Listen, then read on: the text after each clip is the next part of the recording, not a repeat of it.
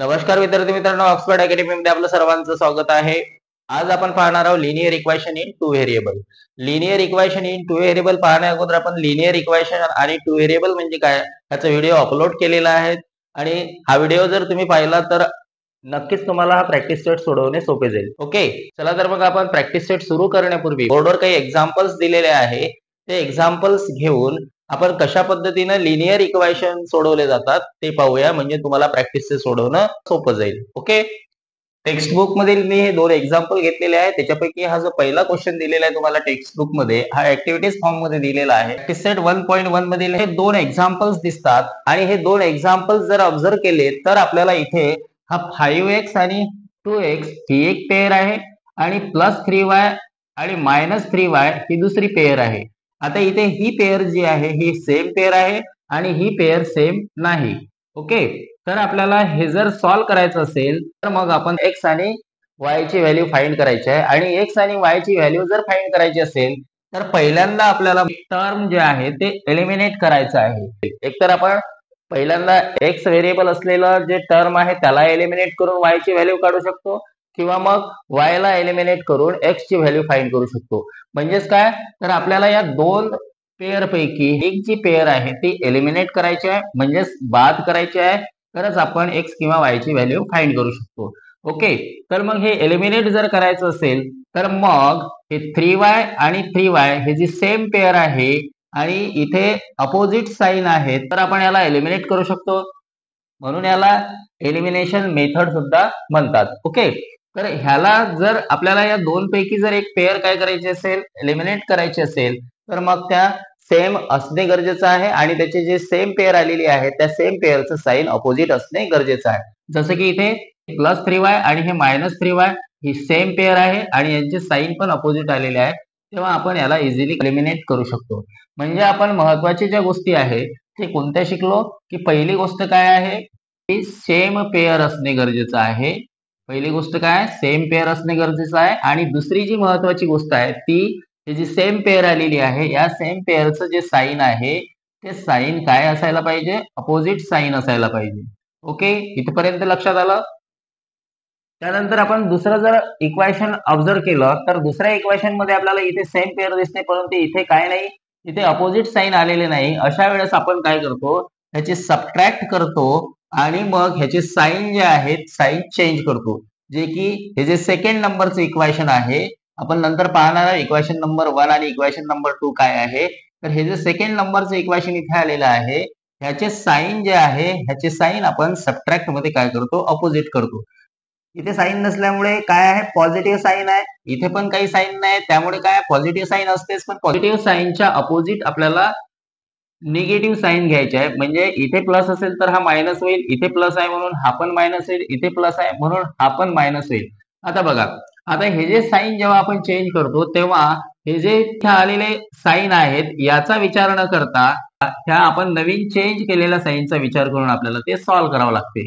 Okay, मग आता इथे आपल्याला अगोदरच सेम पेअर होती आणि आता साइन जे आहे ते साइन आपण सबट्रॅक्ट करून काय केलेले आहे, अपोजिट केलेले आहे. जसं की इथे प्लस आहे, +5b आहे आणि इथे -5b आहे.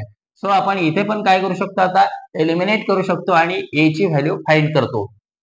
आता इथे जर तुम्ही पाहिलं या दोन्ही एक्झाम्पल मध्ये, पहिल्या एक्झाम्पल मध्ये पेअर पण सेम आलेली होती, अपोजिट साइन पण आलेले होते, पण दुसरं जे एक्झाम्पल होतं तिथे सेम पेअर आलेली होती परंतु अपोजिट साइन नव्हते. अशा वेळेस आपण काय केलं, अशा अशा वेळेस आपण त्याची सबट्रॅक्ट करतो आणि जे इक्वेशन आहे सेकंड नंबरचं त्याचे साइन आपण सगळे अपोजिट करतो. म्हणजेच काय, जर ते प्लस असतील तर आपण मायनस करतो आणि मायनस जर असेल तर मग प्लस करतो. ओके, ट्रॅक्शन करताना साइन कशा पद्धतीने चेंज होतात ते अगोदरच्या वर्गामध्ये पाहिलेलं आहे. तेव्हा हे जर दोन इक्वेशन तुम्हाला समजलं असेल तर महत्वाचा जो प्रश्न आहे, ज्या गोष्टी आहेत त्या कोणत्या आहेत, तर सेम पेअर आणि अपोजिट साइन असणं गरजेचं आहे. त्याच्याशिवाय आपण एक्स किंवा वाय ची व्हॅल्यू आपण फाइंड करू शकत नाही. सो आपण पहिल्यांदा ह्या सेम पेअर आणि अपोजिट साइन काय आहे हे पाहत आहोत. ओके, चला तर मग तिसरं जे एक्झाम्पल आहे आपण हे तिसरं एक्झाम्पल पाहूया. 4x + 3y = 10, ह्याला इक्वेशन नंबर 1 दिलं आणि त्यानंतर 5x - 6y = 12. ओके, याला इक्वेशन नंबर 2 दिलं. आता इथे जर आपण पाहिलं या इक्वेशन मध्ये आपल्याला अपोजिट साइन आलेली दिसते परंतु सेम पेअर दिसत नाही. तर मग अशा वेळेस काय करतो आपण, सेम पेअर करतो. परंतु सेम पेअर करताना आपल्याला महत्वाची गोष्ट लक्षात ठेवायची आहे की हे पेअर सेम करायची की ही पेअर सेम करायची. आता आपण ही सेम केली तर काय होईल, 4 × 5 20 होईल, 5 × 4 20 होईल. परंतु आपल्याला परत मग इथे साइन चेंज करावं लागेल. त्यामुळे आपण जिथे अपोजिट साइन आलेली आहे ती पेअर पहिल्यांदा सेम करायची आहे. सो आपण ही पेअर काय करणार आहोत, सेम करणार आहोत. मग 6 × 3 18 होईल आणि इथे 3 × 6 म्हणजे काय, इथे पण 18 होईल. म्हणजे 18y आणि 18y हे सेम पेअर येईल. परंतु इथे फक्त आपण ह्या दोन टर्मला जर काय केलं, 3 6 18 आणि 6 3 18 केलं तर बाकी इक्वेशन बॅलन्स राहणार नाही. सो आपण ह्या 3 ने इक्वेशन नंबर पूर्ण 2 ला काय करायचं आहे, मल्टिप्लाइड करायचं आहे. सो आपण ह्याला 3 ने मल्टिप्लाइड करू आणि इक्वेशन नंबर 1 जे आहे ते 6 ने मल्टिप्लाइड करू. सो इथं आपण 6 लिहिलं. आता काय होईल, 6 × 4x म्हणजेच काय, 24x plus 6 × 3y mean 18y is equal 6 × 10 म्हणजेच 60. ओके, त्याला आपण इक्वेशन नंबर 3 दिलं. त्यानंतर सेकंड जे इक्वेशन आहे ते आपल्याला 3 ने मल्टिप्लाइड करायचं आहे. सो 3 × 5x म्हणजेच काय, 15x आणि मायनस 3 × 6y म्हणजेच काय, 18y इज इक्वल 3 × 12 36. ह्याला इक्वेशन नंबर 4 दिलं. आता जर आपण इथे पाहिलं तर आपल्याला इथे सेम पेअर पण आलेली दिसते आणि अपोजिट साइन पण आलेली दिसते. सो आपण इथे इझिली काय करू शकतो, एलिमिनेट करू शकतो. तर अशा पद्धतीनं एलिमिनेट करून एक्स किंवा वाय ची व्हॅल्यू फाइंड करायची आहे. सो आता आपण पाहणार आहोत प्रॅक्टिस सेट 1.1 मधील जो पहिला क्वेश्चन ऍक्टिव्हिटीज फॉर्म मध्ये दिलेला आहे. ओके, तर क्वेश्चन 1 ही जी ऍक्टिव्हिटी दिलेली आहे ही ऍक्टिव्हिटी आपल्याला सॉल्व्ह करायची आहे. आपण पहिल्यांदा पूर्ण सॉल्व्ह करू आणि नंतर मग हे जे ब्लँक्स दिलेले आहे ह्या ब्लँक्स फिलअप करू.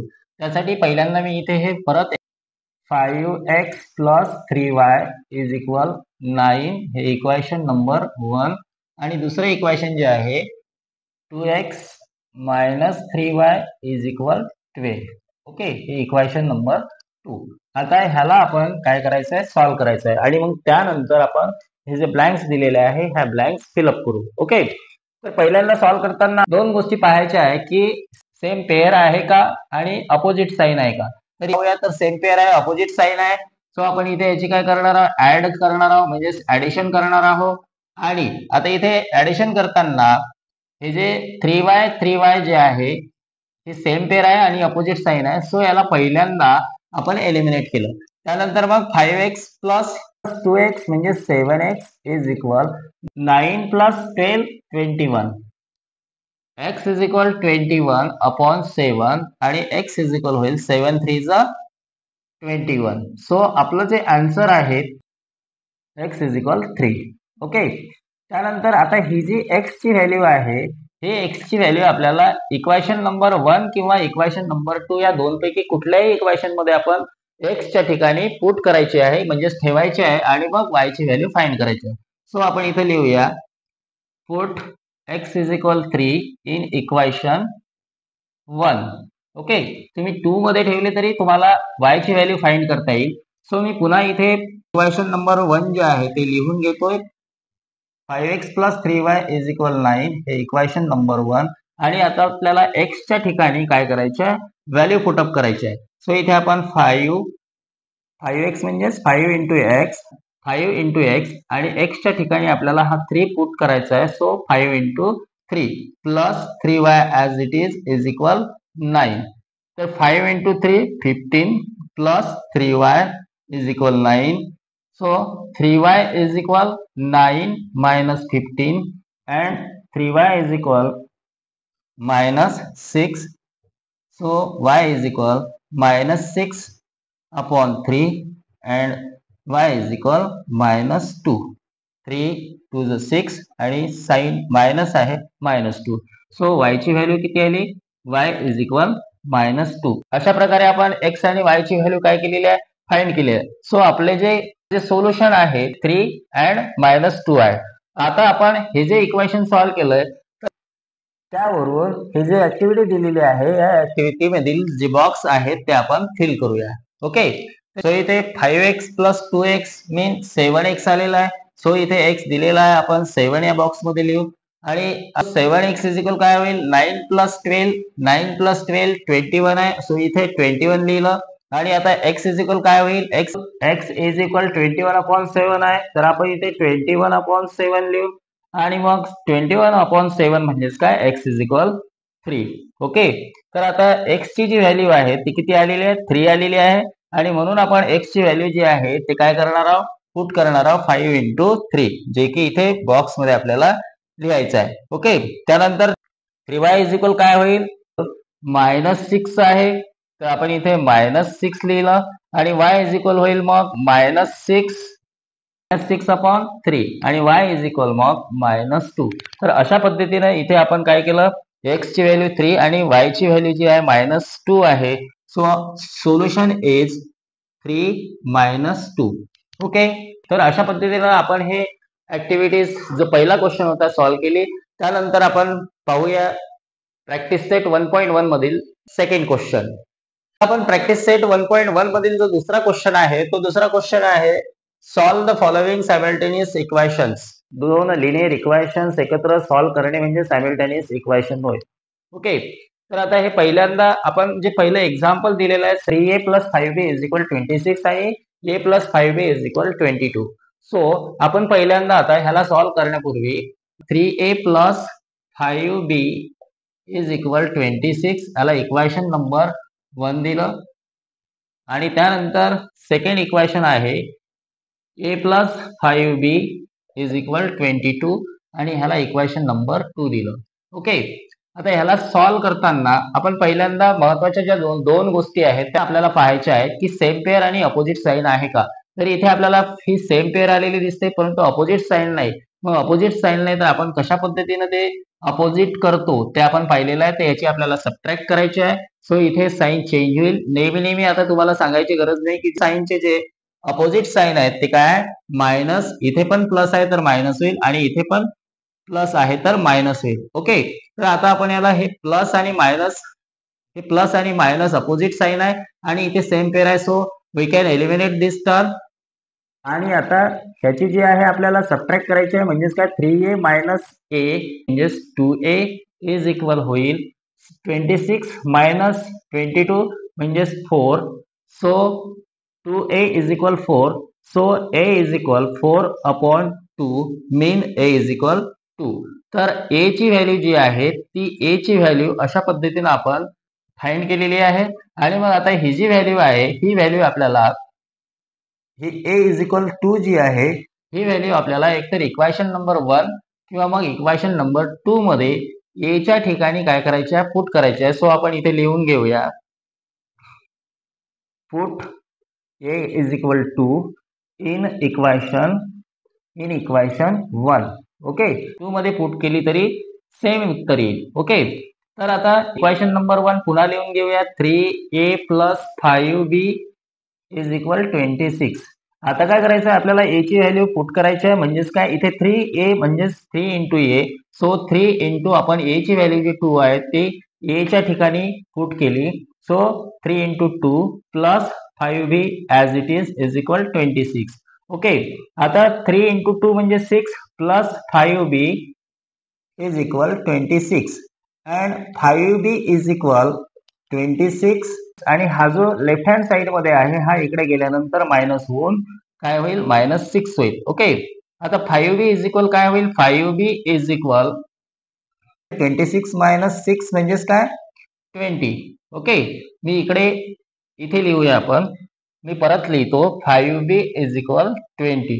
आता 5b = 20 जर असेल तर b = किती होईल 20/5. So b = 5×4 = 20. ओके, तर b ची व्हॅल्यू आली आपली किती 4 म्हणजेच b = 4. a ची व्हॅल्यू किती आहे 2 आहे आणि b ची व्हॅल्यू किती आहे 4 आहे. सो आपलं सोल्युशन जे आहे ते काय होईल सोल्युशन इज, आता इथे a आलेला आहे म्हणून इथे आपण a लिहूया आणि इथे b आहे म्हणून आपण b लिहिलं a, b. मग a ची व्हॅल्यू किती आहे 2 आहे तर सोल्युशन होईल 2, b = 4. ओके, तर अशा पद्धतीने आपण हे इक्वेशन सॉल्व्ह केलेलं आहे आय होप तुमच्या लक्षात आलं असेल. सो हा व्हिडिओ तुम्हाला आवडला असेल तर व्हिडिओला लाईक करा, शेअर करा आणि सबस्क्राईब करा. त्यानंतर आपण रिमेनिंग एक्झाम्पल्स जे आहे ते एक्झाम्पल्स नेक्स्ट व्हिडिओमध्ये पाहूया. सो पुन्हा भेटूया नवीन व्हिडिओ सोबत. थँक्यू.